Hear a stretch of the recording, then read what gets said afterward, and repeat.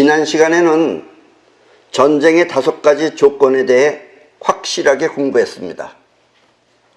그리고 손자는 이와 같은 5가지 조건과 또 오늘 설명할 7가지 계산을 비교 분석하면 누가 이길 것인지 알 수 있다고 하였습니다. 오늘은 7가지 계산과 함께 면밀하게 분석하여 누가 승리할 수 있는지 예측해 보도록 하겠습니다. 왈, 주숙 유도, 장숙 유능, 천지 숙득, 법령 숙행, 병중 숙강. 7가지 계획이란 임금은 누가 더 법도가 있는가, 또 장수는 누가 더 유능한가, 천후, 즉 천기, 날씨와 지리는 어느 편이 유리한가, 또 법령은 누가 더 잘 시행하나, 군대는 어느 편이 더 많고 강한가, 사졸 숙련, 상벌 숙명, 오이차지 승부이, 또 사병은 어느 편이 잘 훈련되어 있는가, 상과 벌은 누가 더 밝은가. 나는 이것으로 승부를 알 수 있다. 창정 5개, 용지 필승 유지, 장불청 5개, 용지 필패 거지.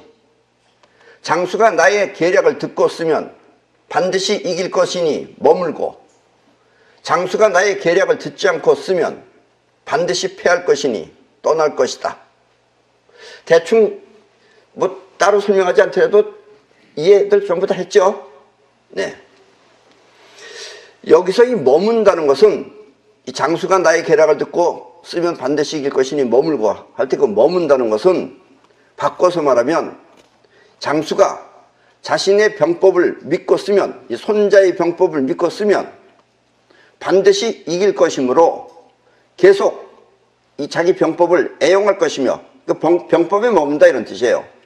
또 반면에 장수가 자신의 병법대로 하지 않으면 반드시 패할 것이니, 그러면 자신의 병법이 별 소용이 없어 그 장수는 떠난다는 말입니다. 자기 병법에서 떠난다 이런 얘기예요. 즉 아무 소용없으니 나의 병법을 버린다라는 뜻입니다. 계리 이청, 내위 지세, 이좌 기호의 세자, 인리 이제 권야.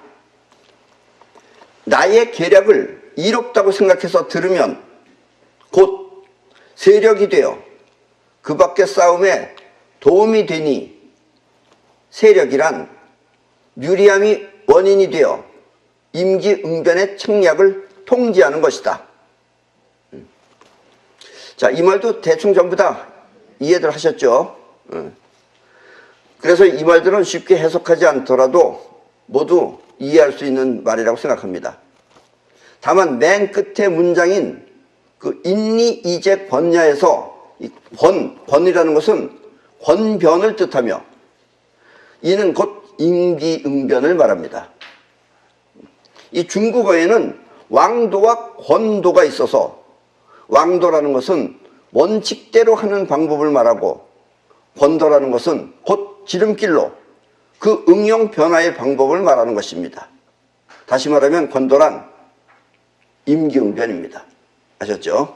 임기응변은 능하다 이거예요.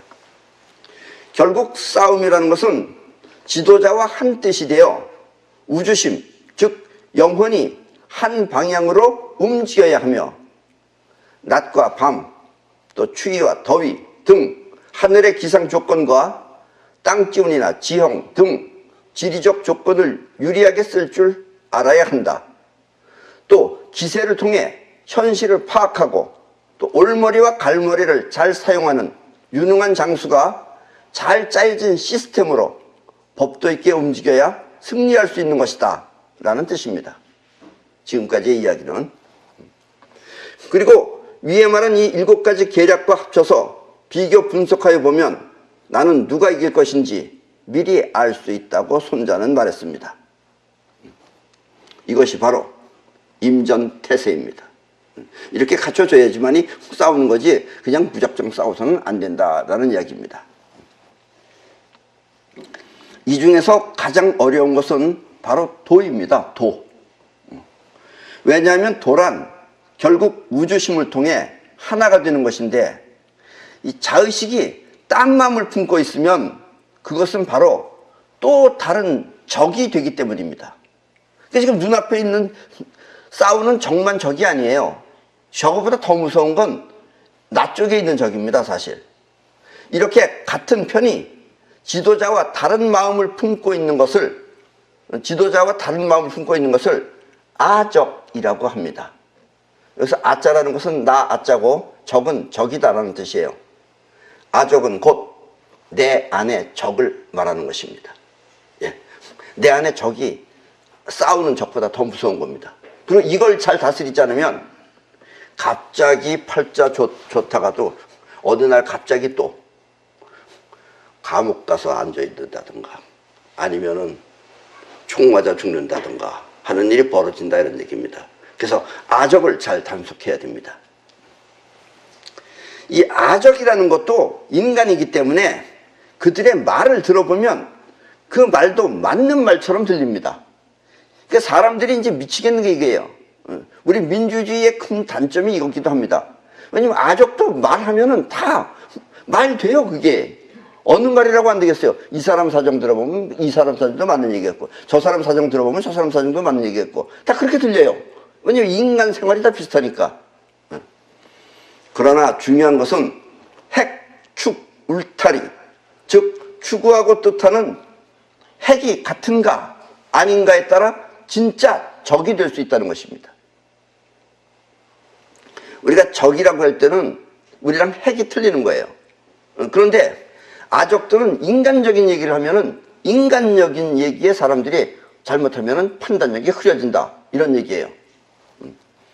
그래서 핵과 축이 같으면 진정한 내 편인데 핵과 축이 다르면 그것은 같은 편이라 할지라도 아적인 것입니다. 그리고 이것이 확실한 울타리입니다. 그러니까 핵과 축이 같아야지 같은 것으로서 울타리를 이루어야지 그게 진정한 내 편인 거지. 만약에 핵과 축이 서로 다르면은 그거는 내 편이 아닌 거예요. 그래서 그건 내 울타리가 아닌 거다라는 이야기입니다. 이 점을 잘 알아두셔야 됩니다. 여러분들이 사업을 하든 뭘 하든 결국 우리 인간 사회에서 우리가 잘 될 수 있는지 못 될 수 있는지는 인간끼리 문제입니다. 물건을 잘 만든다. 아무리 물건 잘 만들면 뭐예요? 사람이 안 사주면 소용없죠. 왜요? 돈은 사람이 가지고 있으니까. 그래서 옛날에 어떤 사람이 자기 나름대로 발명력은 있는 사람이 있어요.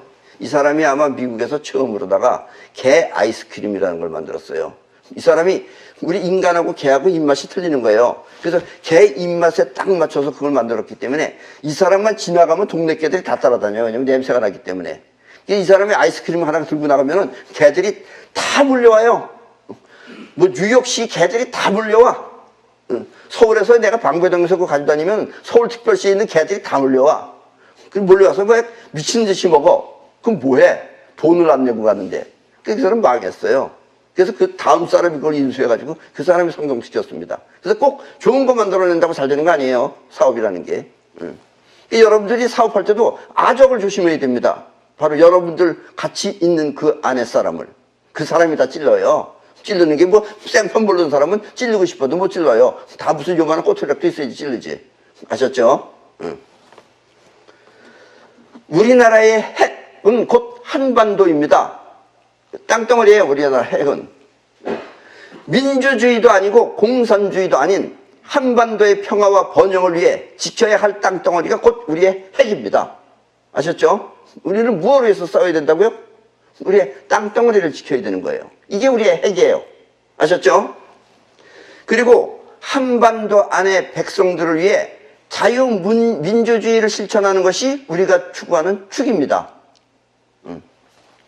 우리는 우리가 민주주의라고 알고 있죠? 그렇죠? 여러분들 나라가 민주주의 국가 아니에요? 국가죠? 그럼 이북은 무슨 주의예요? 공산주의죠? 아니에요. 이북도 민주주의입니다. 이북 공식 명칭은 조선민주주의 인민공화국이에요. 예. 난 30년 전에 그 일본에 가니까 일본에는 중국 옷이 있어요. 중국 옷은 아주 쌉니다. 근데 중국 옷보다 조금 잘 만든 옷이 있어요. 그 옷은 사고 싶었는데도 못 샀어요. 왜냐하면 거길 탁 열어보면은 나라 이름이 우라지게 길어요. 그것도 한자로 써 있어요. 조선민주주의 인민공화국. 이게 바로 이북이에요. 그 이북도 무슨 나라라고요? 민주주의입니다. 아예 대놓고 민주주의예요. 우리는 그냥 대한민국인데 쟤네는 국호가 조선민주주의 인민공화국이에요. 얼마나 민주주의를 잘하는 나라인지 알고 있죠? 예. 우리가 추구하는 것은 축입니다. 그리고 오늘날에 우리는 그 자유민주주의를 위해서 수많은 사람들이 목숨을 버려가며 지금 이루어낸 것입니다. 옛날에 뭐 4.19도 그렇고 또 박정희 시대 때 데모, 우리는 학교 수업을 제대로 못했어요. 학교 가면 다 데모하는 게 일이었어요. 그리고 매웠어요. 길 지나다니면 그 최루탄 하도 쏴가지고 그런 사람들이 다 그렇게 싸워가지고서 만들어낸 게 오늘날의 자유민주주의입니다. 그러니까 이거를 우리의 축으로 삼아야 된다는 얘기예요. 이북 민주주의는 자유 요만큼도 없어요. 뭐 평양 무슨 공연 간다고 그 사람들 박수 치는 거 봐요.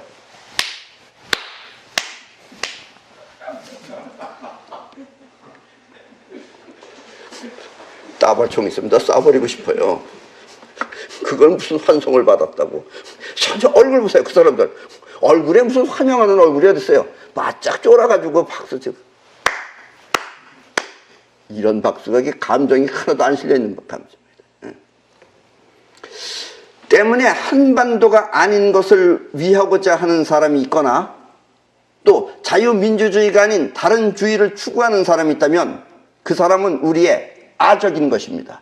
바로 지금 여러분들 옆에 있는 사람도 그게 안 맞으면 아적이에요. 비록 같은 민족이라 하더라도 결코 함께 해서는 안 되는 사람들입니다. 이걸 우리는 분명하게 지켜야 돼요. 아직 우리나라 사람들은 이걸 분명하게 지키지 못하면 이만큼 성장해놓고서 우리 훅 넘어갈 수도 있어요. 조심하셔야 됩니다. 아셨죠? 지금이 바로 그런 위험한 때예요.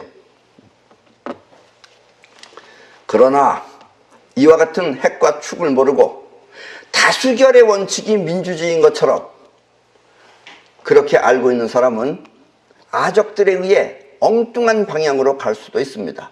왜냐면 아적들은 옆에서 꼭 우리를 위해 주는 것 같아요. 친절 베풀고.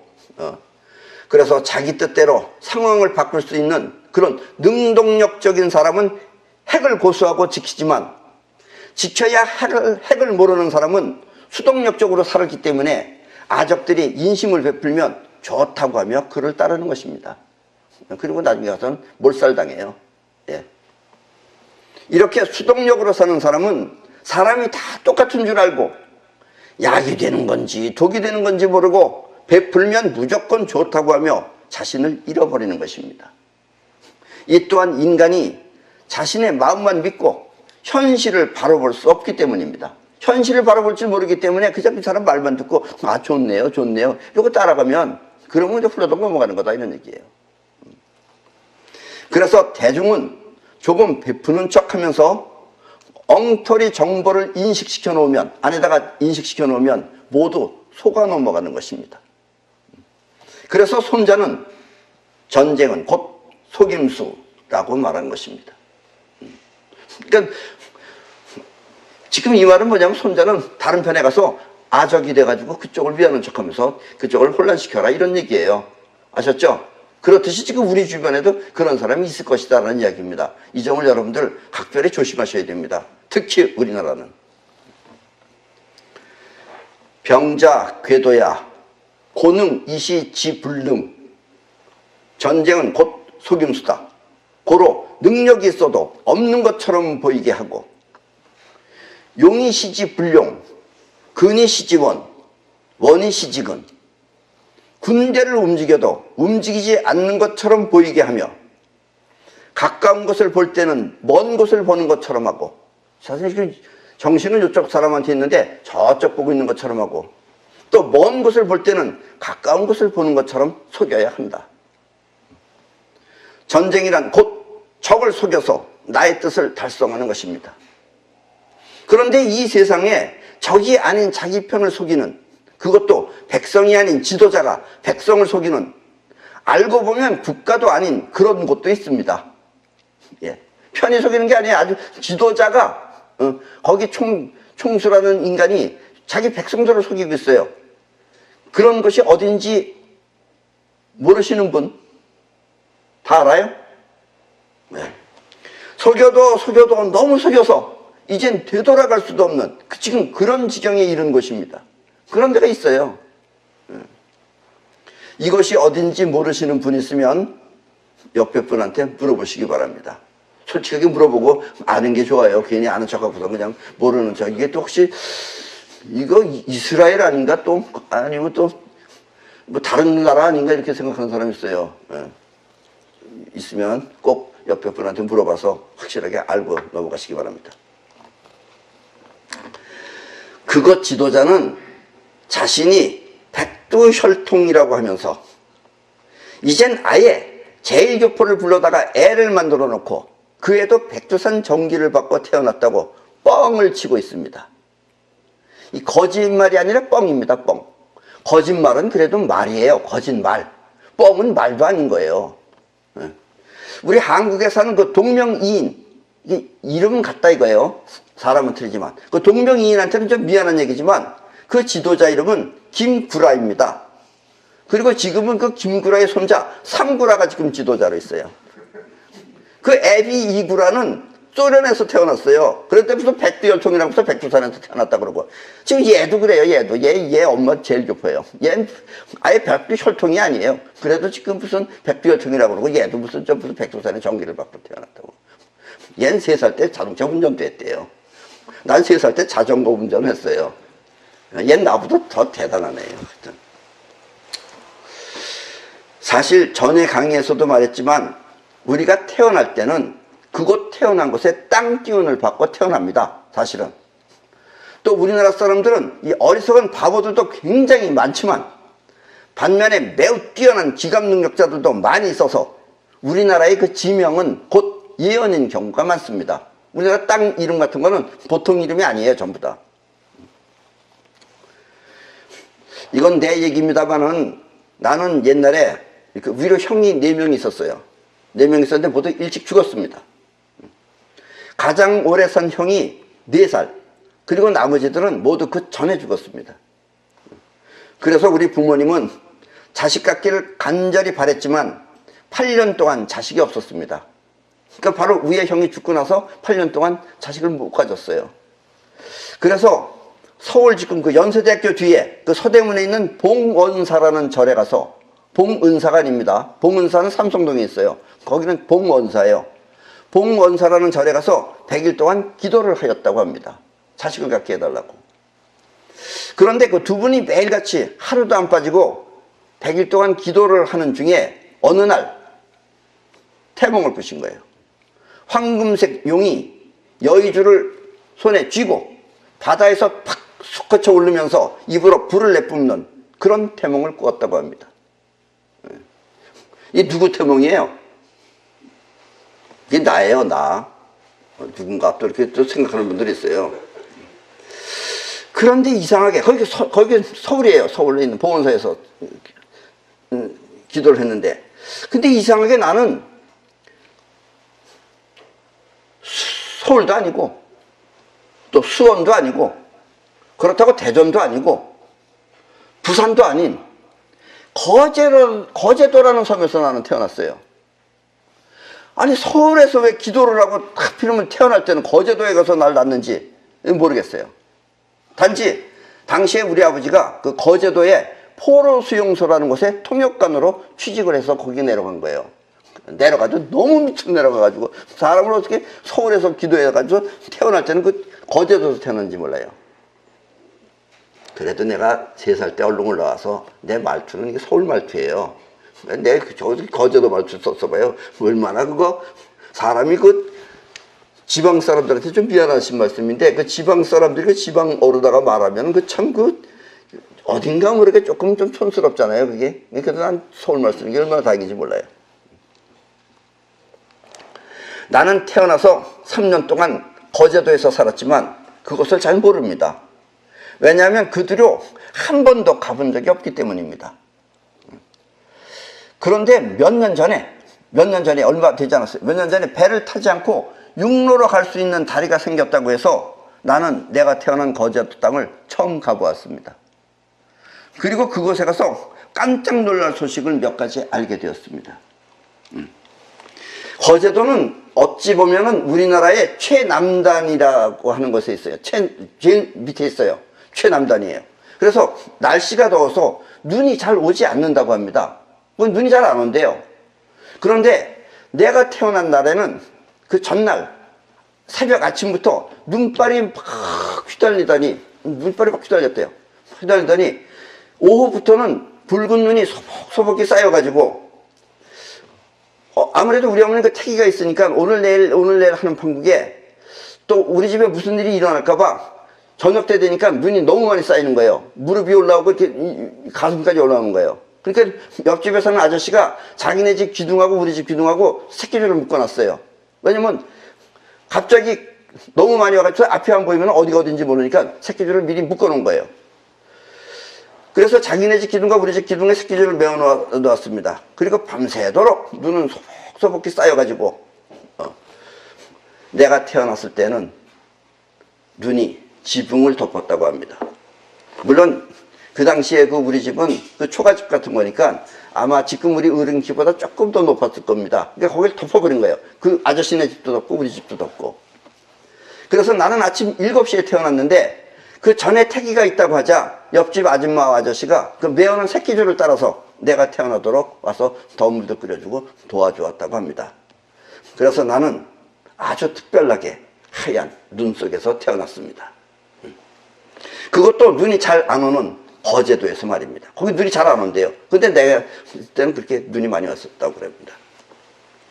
이 쑥스러운 이야기지만 나는 어렸을 때부터 얼굴도 상당히 예뻤지만 남다르게 말을 잘해서 사람들이 모두 부러워했다고 그럽니다. 그래서 쟤는 똑똑한 애다 그래가지고 사람들이 날 아주 어른들이 나한테 말 시키려고 와서 요즘 말로 하면 줄 섰었대요 그때. 그래서 무슨 일이 벌어졌느냐, 그러다가 어느 날 갑자기 내가 없어진 것입니다. 우리 아버지가 8년 동안 애를 못 낳아가지고 그것도 100일 기도해서 낳았는데 애가 없어진 거예요. 아버지는 아무리 찾아도 내가 없으니까 그 당시에 그 포로 수용소에 있는 최고 높은 분한테, 그 미국 사람인데 뭐 별 둘인지 뭐 별 셋인지 모르겠지만 그 높은 분한테 우리 아들을 찾아달라고 부탁을 하였습니다. 그래서 그분이 한국 전역에 있는 모든 미군 부대에다가 이렇게 생긴 아이를 찾으라고 명령을 내려서 내가 있는 곳을 알아냈다고 합니다. 어떤 양색씨가 아기가 너무 이쁘고 똑똑해서 부산으로 데려갔다고 어느 미군으로부터 연락이 온 것입니다. 그러니까 그 미군이 가르쳐준 거예요. 이렇게 데려왔다고. 그래서 우리 아버지가 탓하지 않는다 그랬어요. 그건 뭐 문제 삼지 않겠다 그래서 우리 아버지가 부산에 왔어요. 그래서 내가 우리 아버지를 알아보고 다시 우리 부모님 품으로 3개월 만에 돌아왔습니다. 그리고 아버지는 그때 그곳에서 통역관 생활을 그만두고 다시 서울로 올라왔습니다. 우리가 어렸을 때는 계룡산이라는 곳에서, 우리가 어렸을 때 우리 중고등학교 때만 해도 계룡산이라는 곳에서 한국의 위대한 인물이 태어난다고 알려져 있었습니다. 그래서 여러분, 요즘 사람들은 잘 모르겠지만 옛날 분들은 계룡산 아시죠? 그때. 나는 한국의 여러 곳을 두루두루 가봤지만 아직까지 그 충청도에 있는 계룡산은 가보지 않았습니다. 가보지 못했습니다. 그리고 내가 20세 때는 내 기억 능력이 상당히 활발하게 움직였을 때인데, 내가 아무리 그 계룡산을 생각해봐도 그곳에서 위대한 인물이 탄생한다는 것은 나는 어불성설이라고 생각했어요. 그리고 그는 비웃었어요. 왜냐하면 또 그때는 그곳에는 그 신도안이라고 하는 곳에 온갖 무속인들이 좋은 땅 기운을 받는다고, 그래서 위대한 인물이 되겠다고 잔뜩 몰려 있었기 때문입니다. 벌써 그런 데서는 위대한 인물이 안 태어나요. 그렇게 떼지어 있는 데서 거기서 위대한 인물이 나오겠어요. 물론 무속인이라고 해서 위대하지 말라는 법은 없지만 그래도 왠지 그것만은 아닌 것 같았기 때문입니다. 그리고 전두환 대통령이 되자마자 대통령 특명으로 그것을 모두 없애버렸습니다. 신도 안에 있는 사람 다 쫓아버렸대요. 그래서 그 계룡산은 지금 그냥 계룡산으로만 남아있다고 그럽니다. 몇 해 전에 한 7, 8년, 이제 한 5, 6년 됐나요? 그때 거가대교라고 하는 다리가 육지에서 거제도로 이어졌다고 하여. 그러니까 그 전에 내가 갔을 때는 거가대교가 아닌 거예요. 그러니까 다리가 거기 지금 육지로 가는 다리가 2개가 있는 겁니다. 어쨌든 거가대교가 새로 생겼다고 해서 우리는 다시 그곳으로 여행을 하였습니다. 특히 이번에는 일본에서 친구들도 오고 해서 내가 태어난 포로 수용소 근처를 자세하게 구경하였습니다. 여기서 내가 아마 이쯤에서 태어났다. 입구에서. 그렇게 이제 구경했어요. 그런데 우리가 서울로 다시 돌아왔을 때 그 함께 갔던 일행 중에 한 사람으로부터 연락이 왔어요. 전화가. 혹시 선생님이 태어나신 곳이 계룡산이라는 것을 알고 계십니까? 나는 무슨 또 엉뚱한 소리를 하나 그래서 깜짝 놀라가지고. 거기가 계룡산이래요? 그러니까 그렇다는 거예요. 그렇다면 그 계룡산이 닭볕을 개자에다가 용용자란 말입니까? 그러니까 그 사람이 자세히는 모르겠지만 아마 그럴 것입니다. 또 자세히 알아가지고 사람 알려줘야지. 이렇게 애매모호하게 알려줘가지고 사람 짜증나게. 그래서 인터넷을 한번 찾아보시죠 하는 것이었습니다. 그때 나는 전혀 엉뚱한 소리이기 때문에 그래서 인터넷에 진짜 들어가 봤어요. 그러니까 우리나라의 계룡산이 2군데 있었습니다. 충청도에도 있고 또 거제도에도 있었던 것입니다. 지금 저 그림을 잘 보십시오. 저희가 지금 계룡산이에요. 지금 저 사진은 인공위성이 찍은 거제도의 계룡산입니다. 그 당시에 우리가 그 계룡산 입구에 어느 절이 하나 있었어요. 그 절에 가면은 2000년 전에 어느 스님이 하늘에서 보면은 닭 벼슬의 머리에다가 몸뚱아리가 용이 품고 있는 모습의 산이라고 해서 계룡산이라고 이름 붙였다는 안내 문구가 있었습니다. 바로 그 모습입니다. 자, 여러분들 잘 모르시죠? 자, 뭐가 용인지 저거 보고 또 기감 능력 있는 사람은 금방 보면 알아요. 저게 용이라는 걸. 근데 뭐가 용이야? 이런 사람들이 있어요. 이렇게 보시면 용인지 확실하게 아실 겁니다. 그러죠? 이게 용이에요. 오른쪽이 저게 꼬리고 왼쪽이 얼굴입니다. 그리고 옆에도 발도 이렇게 나와 있잖아요. 이렇게 푸직푸직하게. 이게 그래서 계룡산이에요. 저게.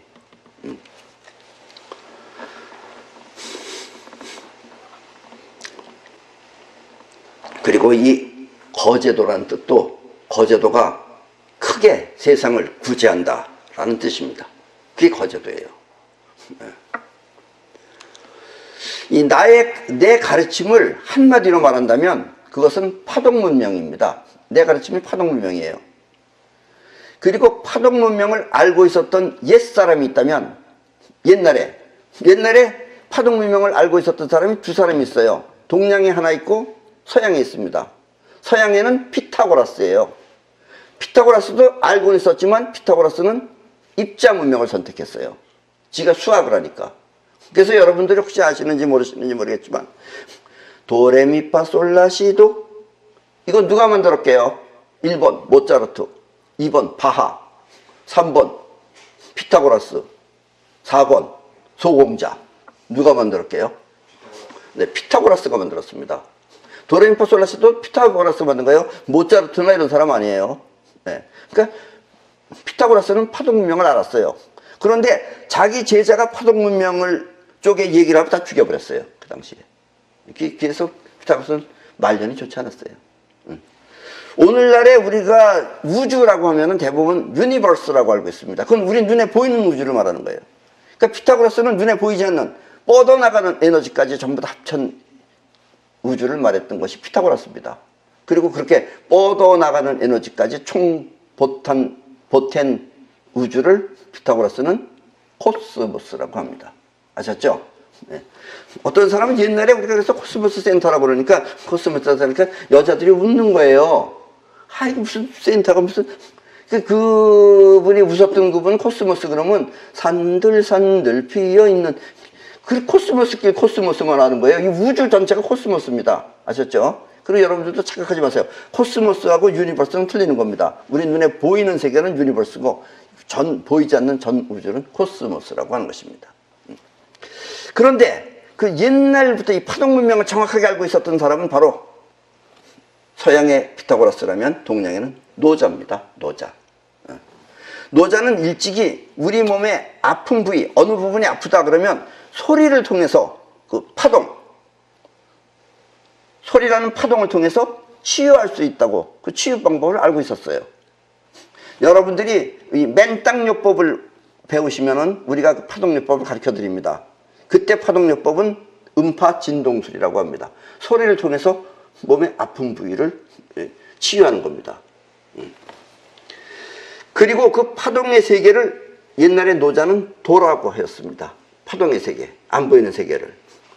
더불어 파동의 세계인 도에서 입자의 세계인 이 세상에 영향을 끼치는 것을 옛날에 노자는 덕이라고 하였습니다. 그래서 도덕경이에요. 나는 수없이 많은 고전을 접했지만 그 중에 가장 마음에 들었던 옛날 사람이라고 하면 노자를 가장 좋아했습니다. 사실 예수 같은 사람도 파동문명입니다. 근데 예수는 학술적이라기보다도 그렇게 예수가 네 믿음이 너를 부귀했느니라, 믿는 너의 파동이, 마음의 파동이 너를 구한다라는 얘기예요. 우리 식으로 하면 그것도 사이퍼죠. 예. 그래서 파동문명, 그런데 그 옛날에 노자는 거의 그래도 정확하게 그 핵심을 일러줬던 사람은 노자입니다. 내가 태어난 계룡산 옆에는 지금 여러분들이 저 사진을 보시면은 저기 저 맨 위에가 계룡산이에요. 저 빨간 부분이. 그리고 밑에 저기도 빨간 부분이 또 있죠. 저 부분이 노자산이에요. 예. 계룡산은 566m입니다. 근데 노자산은 565m예요.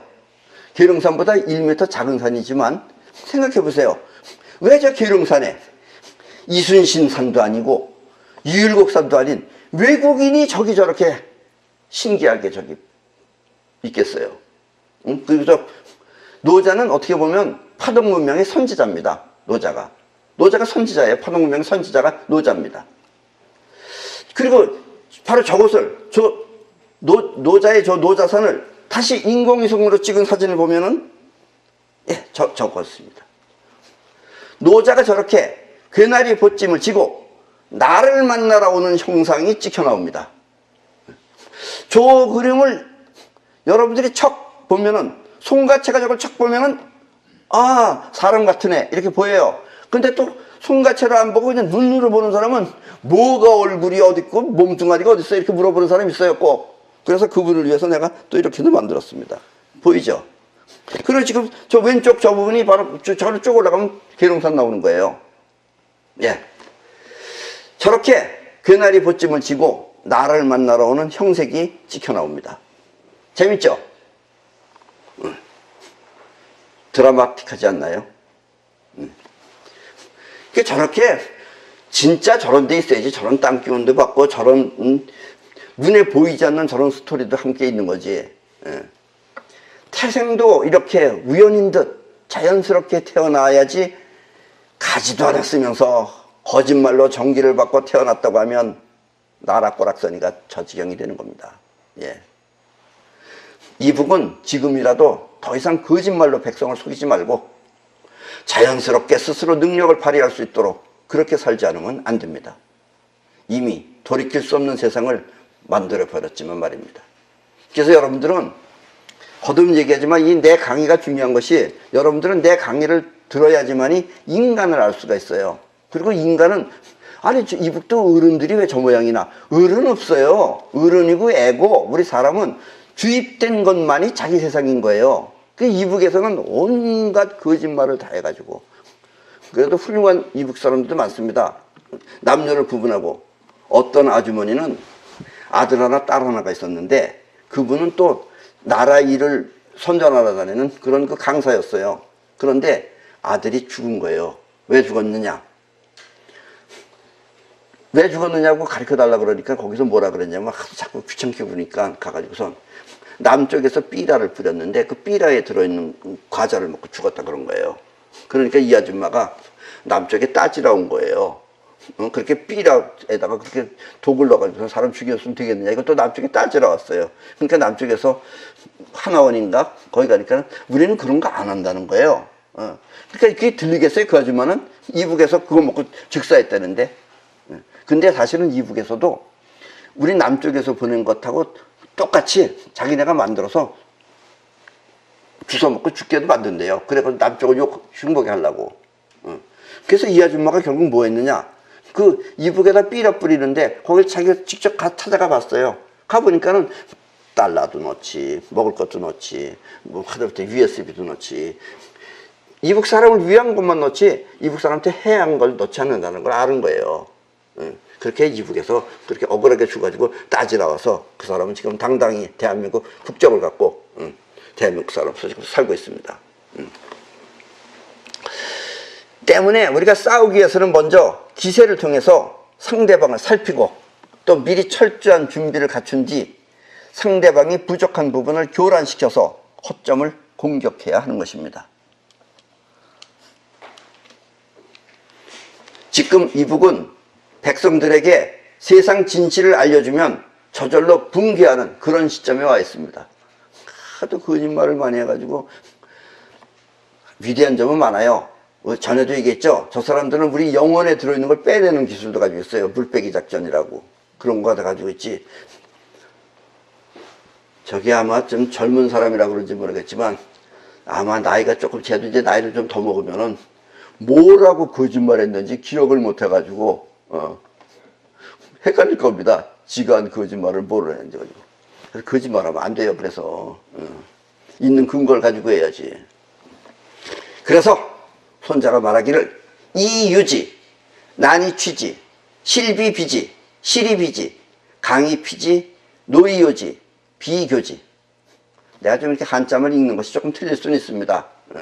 왜냐면 이게 읽으려면 이게 까다로워요, 이게. 그래서 여러분들은 밑에 자막을 보시고 내 말을 믿지 말고 그럴 때 자막을 믿으시기 바랍니다.